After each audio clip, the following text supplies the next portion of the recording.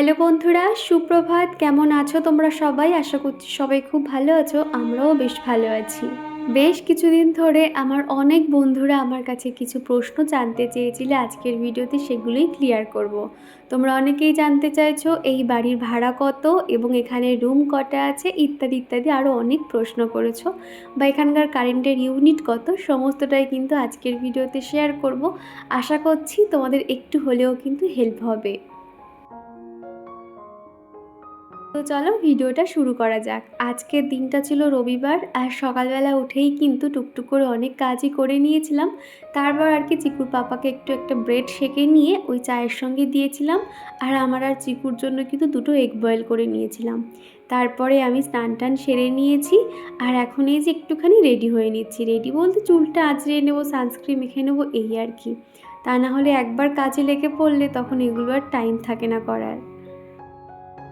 আর আজকে কিন্তু বেশ অনেকটা কাজ আমরা এগিয়ে নিয়েছি। মানে আমরা যে জিনিসপত্রগুলো যে পেটি করে আনা হয়েছিল কিংবা ব্যাগে করে আনা হয়েছিল, খানিকটা কিন্তু থেকে গেছিলো, সেগুলো সমস্তটা আমরা খাটের নিচ থেকে বার করে করে একটা একটা করে যেটা যেখানে রাখার সেখানে রেখেছি। এবং বাদবাকি আর কয়েকটা দুটো তিনটে মতন পেটি রয়েছে, সেগুলোকে একটুখানি গুছিয়ে নিতে পারলে ঘর একদম পুরো ফাঁকা হয়ে যাবে। তা না হলে ওই ঘরের মাঝখানে ব্যাগপত্র কিংবা পেটিগুলো বসিয়ে রাখলে না, দেখতে সত্যি ভীষণ খারাপ লাগে। আর বাইরে যা কাঠফাটা রোদ, সেই জন্য ভালো করে কিন্তু সানস্ক্রিন অ্যাপ্লাই করে নিয়েছি মুখে, গলায়, হাতে। এখানে আমি সানস্ক্রিন ব্যবহার করছি ওসিয়া হার্বালের SPF ট্রিপল প্লাস আর কি। তোমরা অনেকেই জানতে চাও, সেই কারণে আর কি। আর এই সানস্ক্রিনটা এতটাই ভালো না, মুখের সঙ্গে খুব ভালো করে অ্যাবজর্ব হয়ে যায়, আর কিন্তু কোনো রকম চিটচিটে ভাব কিংবা মানে ঘাম হলে গলে যাওয়া এগুলো কিন্তু একদমই হয় না। এটা খুব ভালো আর কি। বিগত 3 বছর ধরে আমি একই সানস্ক্রিন ব্যবহার করছি, তাই তোমাদেরকে বললাম। আর এই সানস্ক্রিনটা অ্যাপ্লাই করার পর কিন্তু তোমরা যে কোনো কম্প্যাক্ট পাউডার কিংবা যেটা সান পাউডার বলে সেটাও কিন্তু ইউজ করতে পারো।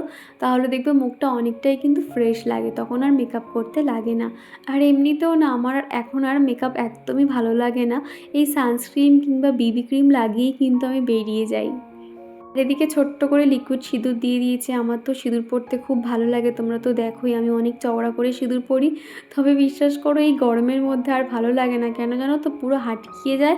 আর ঘেমে গেলে না ওই লিকুইড সিঁদুর পুরো জ্বরের মতন মানে বেয়ে বেয়ে পড়তে থাকে একদম। সেজন্য একদম ছোট্ট করে আর কি পরে নিলাম। আর এখন চলে এসেছি একটুখানি বিছানাটাকে পরিষ্কার করে নেব। আর দেখতে পাচ্ছ তো আমাদের এই বেডরুমটাতে কত সুন্দর হাওয়া। যেহেতু দক্ষিণের জানালা, তো এত সুন্দর হাওয়া হয়। বেডরুমে বসে তুমি পাখা না চালিয়েও কিন্তু খানিকক্ষণের জন্য শুয়ে থাকা, বসে থাকা এগুলো কিন্তু করতে পারবে, কোনো রকম অসুবিধা হবে না। প্রথমে ভেবেছিলাম যেহেতু এটা একতলা বাড়ি, উপরে ছাদ আছে, প্রচণ্ড হয়তো গরম হবে, আমরা থাকতে পারবো না।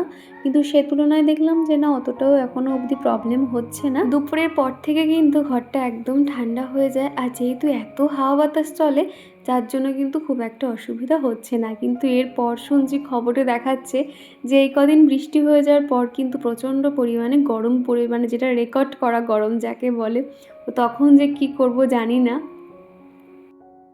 এখন করে আমি তোমাদেরকে একদিন পর পর ভিডিও দিচ্ছি, যেহেতু অনেক কাজকর্ম বা চিকুকে স্কুলে দিয়ে আসা নিয়ে আসা সমস্তটাই এখন অনেক কাজ বেড়ে গেছে, সেই জন্য ডেলি ভিডিও আমি আর দেবো না, একদিন পর পরই ভিডিও দেব। তাহলে সুন্দর করে ভিডিওর প্রেজেন্টেশন বা সমস্তটাই ভালো করে করতে পারবো। তাড়াহুড়োর মধ্যে তো সেভাবে কিন্তু ভিডিও এডিটিং বলো কিংবা ভয়েস ওভার বলো সেভাবে কিন্তু হয় না। তো যাই হোক, মাঝে কিন্তু 2 দিন গ্যাপ গেল, এই কারণে আমার একটু শরীরটা খারাপ। তো কি হয়েছে পরের ভিডিওতে বলবো, সেই জন্য আর কি মাঝে 2 দিন গ্যাপ হয়ে গেল। তো যাই হোক, একটু একটু করে তো ঘরবাড়ি অনেকটাই গুছিয়ে নিয়েছি, সেই জন্য আজকে ভাবছি একটু ডাস্টিংয়ের কাজ করব। সেটা আবার বেডরুম দিয়েই শুরু করব, কেননা বেডরুমের এই যে খাট বলো কিংবা সাদা যে শোকেসটা অনেকটাই ধুলো পড়ে গেছে, ভাবছি ভালো করে মুছে কলিন দিয়েও পরিষ্কার করে নেব।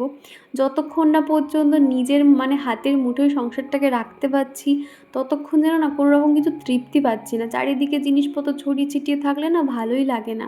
সেই জন্য তাও তো অনেক তাড়াতাড়ি তো জিনিসপত্রগুলো গুছিয়ে নিয়েছি, এখনও 2-1টা বাকি আছে আর কি। তো বিছানাটা পরিষ্কার করার পরে ভাবলাম এদিকে যে খাটের রেলিংগুলো, সেগুলো বেশ কিন্তু একটা ধুলোর স্পট পড়েছে, সেটাও একটু পরিষ্কার করে নিচ্ছি। এবার চলো, তোমরা অনেকেই জিজ্ঞাসা করছো দীপা তোমার এখানে রুম কটা আছে। এখানে আমার 2টো বেডরুম, একটা ওই kitchen cum dining room, bathroom, আর এমনি সিঁড়িপথ, ছাদ কিংবা বাড়ির সামনে যে জায়গাটা উঠোন, এটা তো রয়েছেই। আর এই বাড়ির প্যাটার্নটা কিন্তু একদম ফ্ল্যাট সিস্টেমেই বানানো আছে। তোমরা অনেকেই দেখে ভেবেছিলে এটা হয়তো আমি কোনো ফ্ল্যাটের রেন্ট নিয়েছি, কিন্তু এটা কোনো ফ্ল্যাট নয়, এটা বাড়ি, কিন্তু টোটালটাই পুরো ফ্ল্যাটের মতনই বানানো হয়েছে আর কি। নেহা আমাকে জিজ্ঞাসা করেছো, দীপা এই বাড়িটাতে কি তোমরা একা থাকো নাকি আরও পাশে কেউ একজন থাকে? তো পাশেও একটা ফ্যামিলি থাকে। মোটামুটি আমাদের দুটো ঘরের প্যাটার্ন একই রকম, কিন্তু আমাদের যেটা কমন এরিয়া হলো সেটা হলো সিঁড়িপথ, উঠোন, ছাদ, এগুলো আমাদের কমন এরিয়া। আমরা কিন্তু দুজনে মিলে কাজ করি। ওনারা যেহেতু বেশিরভাগ থাকে না, আমি বেশিরভাগ থাকি, সেই জন্য কিন্তু আমি নিজের মতন করে গুছিয়ে কাজকর্ম করতে থাকি আর কি। তো একটু একটু করে আরও সমস্ত ডিটেলসে তোমাদেরকে জানাবো।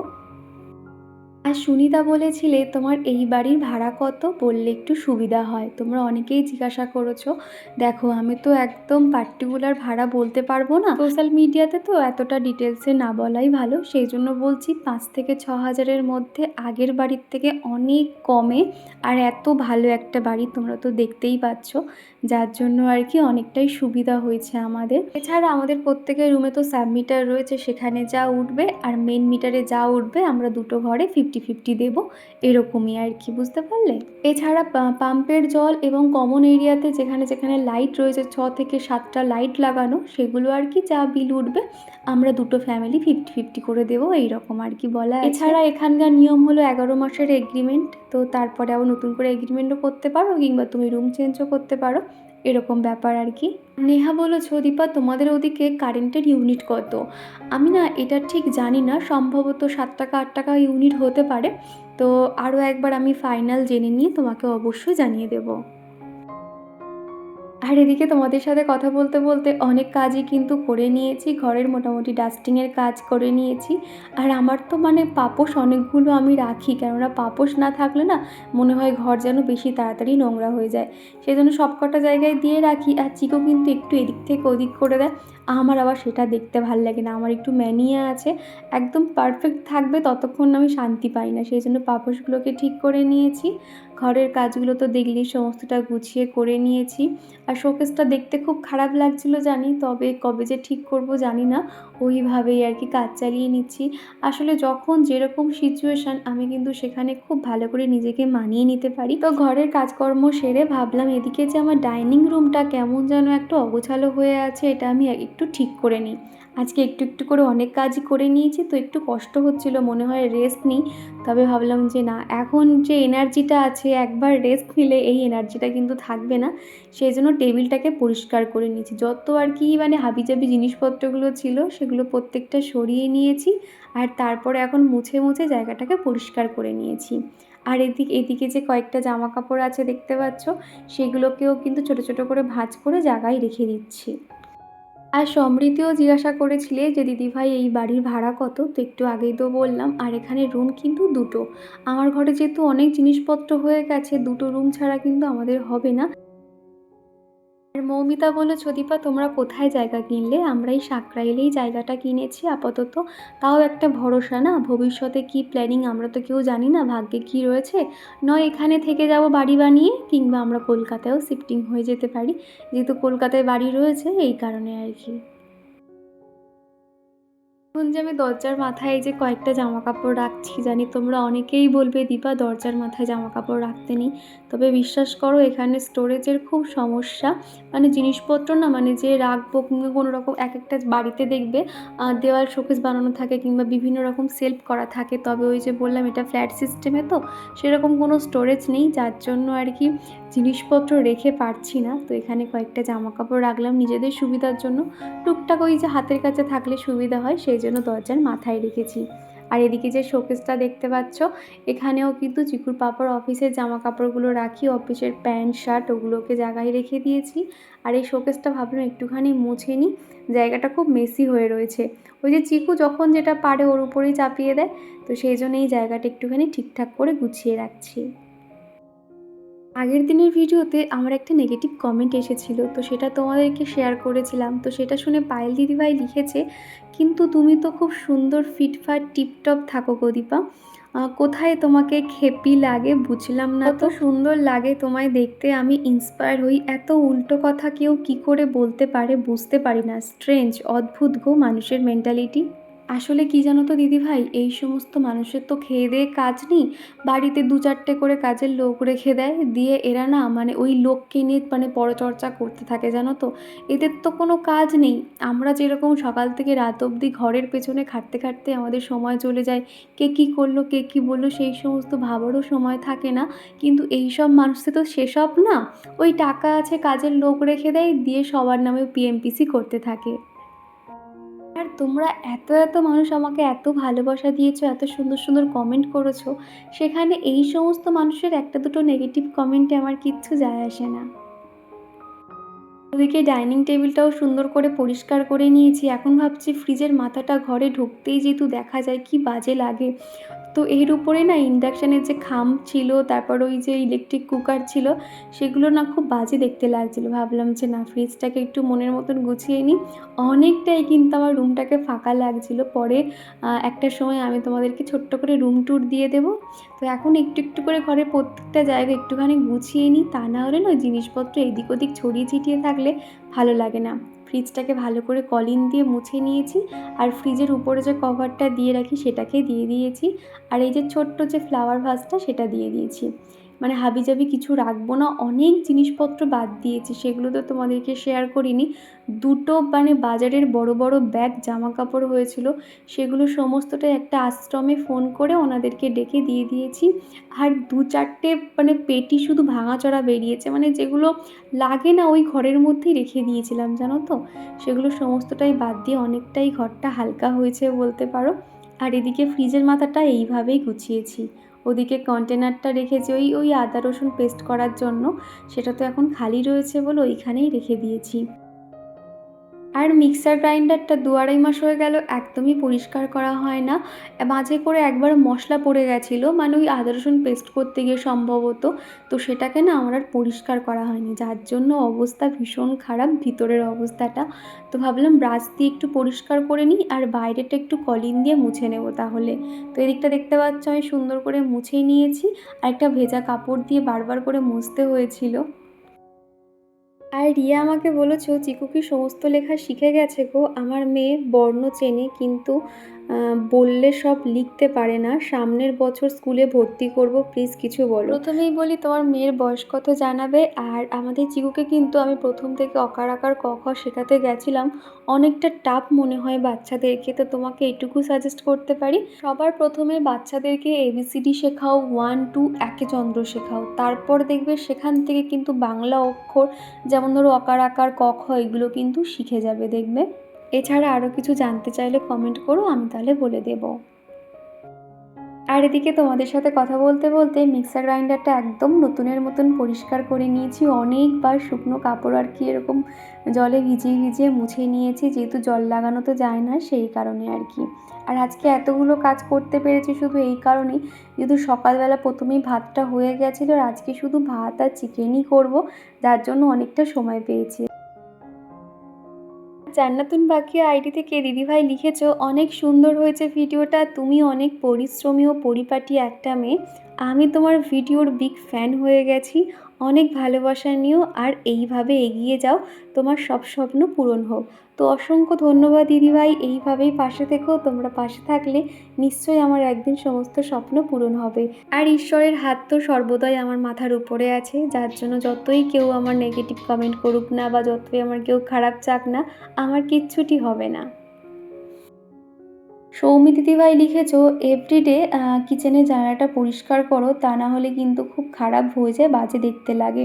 প্রথমেই বলি, তুমি যে কটা জানালা দেখেছো সেগুলোর সমস্তটা অলরেডি নোংরা ছিল, আর একটা নোংরা জানালা না প্রথম থেকে তুমি দেখবে পরিষ্কার না করলে সেটার অবস্থা এমনই হয়ে যায়, সেটা তুমি যতই ঘষো না কেন আগের মতন কিন্তু করা যায় না। আর এটা সম্পূর্ণ নতুন বাড়ি, নিজের হাতে পরিষ্কার করব, তোমরা দেখে নিও।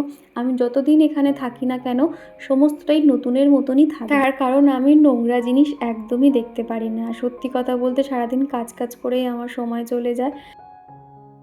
আমি কোনো একটা ভিডিওতে এরকম ইন্ডাকশানে অ্যালুমিনিয়ামের কড়াই বসিয়ে চিকেন করছিলাম। তো সেখানে মৌটুসী দিদিভাই বলেছে ইন্ডাকশানে অ্যালুমিনিয়ামের কড়াই কে ইউজ করে? প্রথমেই বলি এটা কিন্তু শুধুমাত্র ইন্ডাকশান নয়, এটা ইনফ্রারেড ইন্ডাকশান কুকটপ। এটার উপরে কিন্তু তুমি কাঁচের জিনিস থেকে শুরু করে স্টিলের কিংবা অ্যালুমিনিয়াম সমস্ত কিছু তুমি এখানে ব্যবহার করতে পারবে। কোনো রকম প্রবলেমই হবে না। কিন্তু ইন্ডাকশানে শুধুমাত্র স্টিলের জিনিস কিংবা তুমি ননস্টিক জিনিস ছাড়া আর কিছুই করতে পারবে না। তবে এটা কিন্তু প্লাস পয়েন্ট হলো তুমি যেমন খুশি যাতে খুশি তুমি এটাতে বসিয়ে দাও, কোনো প্রবলেম হবে না। এমনকি তুমি এটাতে কিন্তু রুটিও বানাতে পারবে। এত কিছু ফেসিলিটি দেখেই কিন্তু নিয়েছি। দিদিভাই যে কমেন্টটা করেছিলে তোমার কমেন্টে রিপ্লাই করে দিলাম।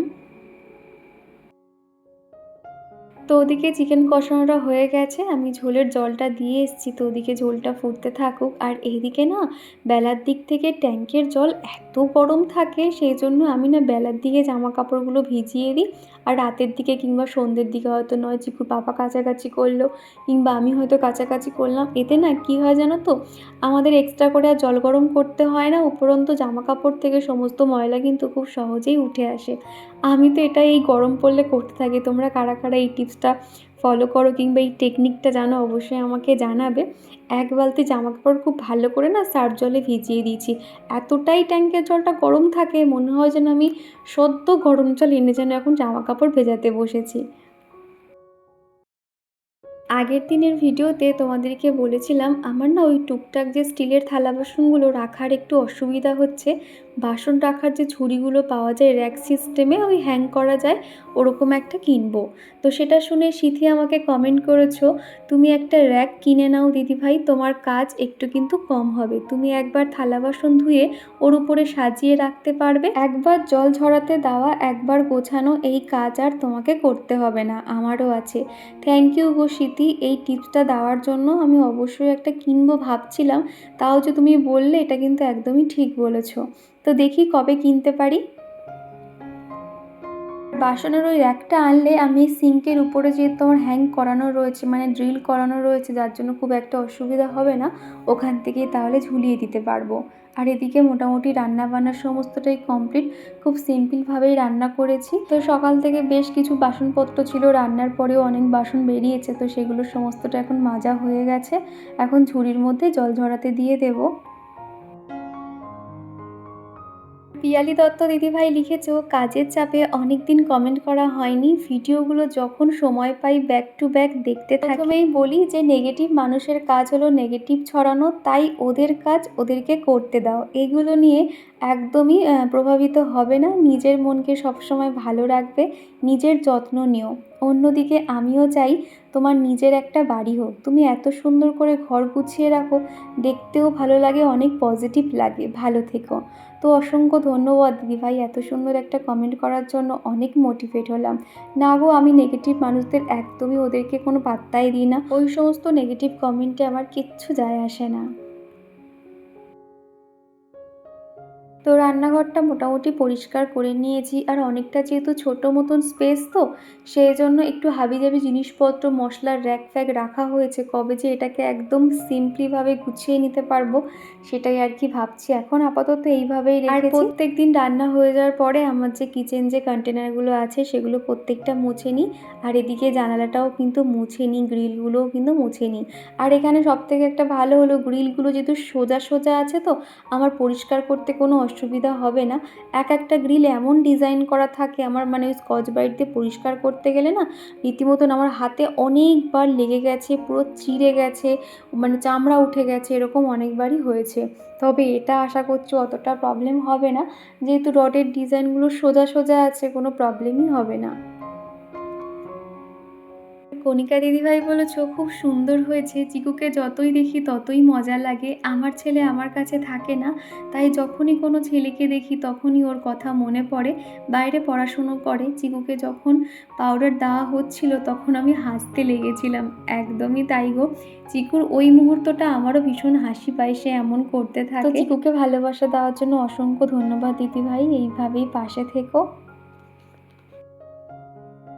চলো, সকাল থেকে অনেক কাজকর্ম হলো, এবার দুপুরের খাওয়া দাওয়া করা যাক। তো এদিকে আজকে রান্না করেছিলাম আমের চাটনি করেছিলাম, আর এদিকে একটু স্যালাড রেডি করে নিয়েছিলাম, শুধুমাত্র পেঁয়াজ আর শসা নিয়েছিলাম। এদিকে রয়েছে ভাত, আর ওদিকে তো চিকেনটা দেখলেই। তো দুপুরের খাওয়া দাওয়ার পরে না আমার এত গরম লাগছিল, যেহেতু সকালে স্নান করে নিয়েছিলাম, সেই জন্য সমস্ত কাজকর্ম সেরে রান্নাঘরে কাজকর্ম পরিপাটি করে বিকেলে আমি আরও একবার স্নান করেছিলাম। এখন যাচ্ছি একটুখানি এসির হাওয়া খেতে, মানে ছাদে। এত সুন্দর হাওয়া হয় কি বলবো তোমাদেরকে। পুরো স্নান টান সেরে কয়েকটা জামা কাপড় ছিল সেগুলো নিয়ে ছাদে মেলে দেবো, খানিকক্ষণ একটু বসে থাকবো। মোটামুটি আধ ঘন্টা বসলে না গা একদমই ঠান্ডা হয়ে যায়।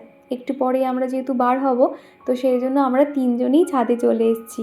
ওরা এখন ছাদে ঘুরঘুর করছে, তো ওদেরকে বললাম তোমরা ছাদে বসো, আমি চিকুর সন্ধ্যের খাবার এবং চিকুর পাপার জন্য চাটা বানিয়ে আনছি বলে আমি নিচে চলে এসেছিলাম। আর চিকুর এই যে ছোট গাড়িটা দেখতে পাচ্ছ, ওটা ছাদেই থাকে সিঁড়িপথে, ওই যখনই ছাদে যাই গাড়ি চালাতে থাকে। আর এখন চলে এসেছি নিচে। আগে চিকুর জন্য ভাবলাম দুধটা উষ্ণ গরম করে নিই, যেহেতু খাবে, খুব গরম হলে আবার খেতে পারবে না, সেই জন্য উষ্ণ গরম করে এর মধ্যে 1 চামচ মতো পিডিয়াশিওর দিয়ে দিচ্ছি, তাহলে ও খেয়ে নেবে। আর এই পিডিয়াশিওরটা কিন্তু একদম না ভ্যানিলা ফ্লেভারের, তো যার জন্য বাচ্চারা খেতে কিন্তু খুব ভালোবাসে।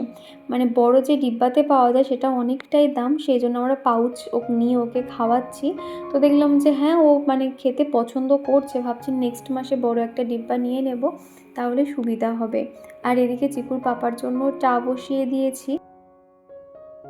আর নেহা বলেছ একদম এগো, একা থাকাই ভালো। সমালোচনা থেকে বিয়ের আগে আমি আমার পরিবারের মানুষের সঙ্গে সারাক্ষণ আড্ডা ইয়ার্কি করতাম, তবে এখন মনে হয় একা থাকাই ভালো। একদমই তাই গো, একাকিত্ব অনেক সুন্দর। আমরা একা থাকতে ভয় পাই, মনে হয় যে আমি হয়তো বাঁচবো না, থাকতে পারবো না, বা আমার দ্বারা সম্ভব নয়, এটা কিন্তু একদমই নয়। একা থাকার মধ্যে যদি একটু সুখ খুঁজে নিতে পারো না, তাহলে দেখবে সব থেকে শান্তিতে থাকা যায়। নিজের মতন গান শোনো, আড্ডা করো, নিজের ঘরের কাজকর্ম করো, দেখবে এমনি তোমার মন ভালো হয়ে যাবে, তখন আর কারোর লাগবে না। আর এখন যেহেতু ফোনের মধ্যে তো সমস্ত কিছুই থাকে, একটু গান চালিয়ে দাও, নিজের পছন্দের গান শোনো, কাজ করো, সেই মজা লাগে, বিশ্বাস করো খুব মজা লাগে আমার। তারপরে কিন্তু বিকেল থেকে একটু মেঘলা হয়েছিল, ভেবেছিলাম হয়তো আজকে আর বাড়তে পারবো না, তবে সামান্য ঝিরিঝিরি বৃষ্টি হয়েছিল, খুব বেশি বৃষ্টি হয়নি। তো তারপর ভাবলাম যে না, তাড়াতাড়ি সন্ধ্যেটা দিয়ে নিই, রেডি হয়ে নিই। তো এখন এই যে আমি রেডি হতে বসেছি। আর তোমাদের মধ্যে কোনো একটা বন্ধু বলেছিলে যে দীপা তুমি কি লিপস্টিক ইউজ করো, তো সেগুলো একটু শেয়ার করতে, আর কীভাবে পরো সেটাও দেখতে চেয়েছিলে। আমি কিছুই না, একটা লিপ লাইনার ব্যবহার করি আর একটা ম্যাট লিপস্টিক ইউজ করি। প্রথমে লিপ লাইনার দিয়ে ঠোঁটের আউটলাইনটা একটু ড্র করে নেবে, তারপর ভিতরে তুমি যে লিপস্টিক পরতে চাও সেটা অ্যাপ্লাই করে নেবে, আর উপর থেকে একটু কম্প্যাক্ট পাউডার দিয়ে দেবে। এটা আমার টিপস অ্যান্ড ট্রিক বলতে পারো, যেটা আমি অনেক বছর ধরে করে থাকি। এতে কিন্তু লিপস্টিক একটা আলাদাই ম্যাট ফিনিশিং থাকে, আর সহজে কিন্তু উঠেও যায় না। তো যাই হোক, এদিকে আমি ভাবলাম একটুখানি চোখটা ফাঁকা ফাঁকা লাগছে, একটু কাজল দিয়ে দিই। অনেক দিন হলো কাজল টাজল পরতে অত ভালো লাগে না, সময় পাই না, দেখতে তো পাচ্ছ একটা জায়গা থেকে আরেকটা জায়গায় শিফটিং হওয়া যে কী কষ্ট, অনেক কাজকর্ম থাকে, যার জন্য নিজেকে সেইভাবে সময় দেওয়া হচ্ছে না। আইব্রুও করতে হবে, সেটারও যে যাবো টাইম পাচ্ছি না, তবে আজকালের মধ্যে একটু আইব্রুটাও করে আসবো। তো সেই জন্য ভাবলাম একটু কাজলটা পরি, তাহলে মোটামুটি একটু ভালো লাগবে, মেকআপটা হয়ে যাবে আর কি, মানে অতটা আর কিছু মনে হবে না। তো যাই হোক, এদিকে যে কুর্তিটা পরেছি তোমাদের মনে আছে, এটা পয়লা বৈশাখে মামুনি আমার জন্য পাঠিয়েছিল। গায়ে একদমই সুন্দর ফিটিংস হয়েছে, সাইড থেকে কিচ্ছু মারতে হয়নি, শুধুমাত্র দুটো হাতাটা একটুখানি করে 1/2 ইঞ্চি করে সেলাই করে নিয়েছিলাম। আর এখন করে না আমার একটু ঢালা জামা পরতে বেশি ভালো লাগে, বেশি টাইট ফিট জামা আর পরতে পারি না। তো যাই হোক, তারপর কিন্তু আমরা বেরিয়ে গেছিলাম। আর সামনেই যেহেতু ভোট ছিল, যার জন্য চারিদিকে মিছিল, মাইকে অ্যানাউন্সমেন্ট বা বিভিন্ন জায়গায় মিটিং হওয়া এরকম কিন্তু হচ্ছিল। তো তারপরে কিন্তু চিকুর পাপা এখানে ডালের কচুরি এনেছিল, এটা এখন চিকুর পাপাকে দিয়ে দেবো। আর আমাদের তো ভাত রয়েছে। তো চলো বন্ধুরা, আজকের মতো এই পর্যন্ত, টাটা।